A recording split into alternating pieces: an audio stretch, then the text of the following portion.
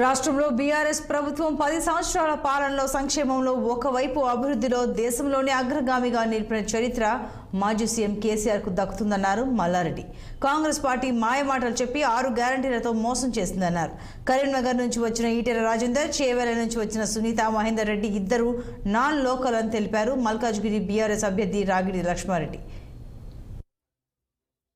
Sonia Gandhi birthday సందర్భంగా రుణమాఫీ చేస్తా కాబట్టి అందరు రైతులు పోయి రుణాలు తీసుకోండి, మీరు 9వ తారీఖు నాడు రుణమాఫీ చేస్తా అని చెప్పిండు. మరి నేటికి చేయకపోతే ప్రశ్నించే గొంతులమై మేము ప్రశ్నిస్తే నేను చేస్తా, ఇప్పుడు మీ దుకాణం బంద్ చేసుకుంటారా అని చెప్పేసి అంటారు.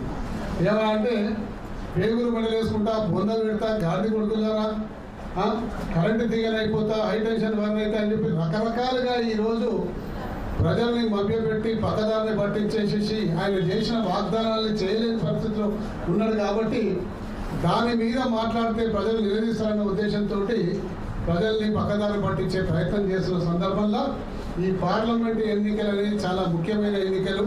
ఈరోజు రాష్ట్రంలో మీకు అందరికీ కూడా తెలిసిన విషయమే.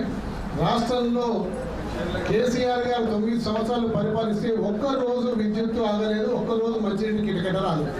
రాగిడి లక్ష్మారెడ్డి గారి ప్రచారంలో భాగంగా ఈరోజు మా సుధీర్ రెడ్డి అన్న ఎల్బీ నగర్ ఎమ్మెల్యే గారి ఆయన కోరిక మేరకు ఈరోజు మేమంతా కూడా ఎల్బీ నగర్లో మెట్రో ట్రైన్ ఎక్కి ఈరోజు కుక్కట్పల్లి వరకు ప్రయాణం చేస్తాం.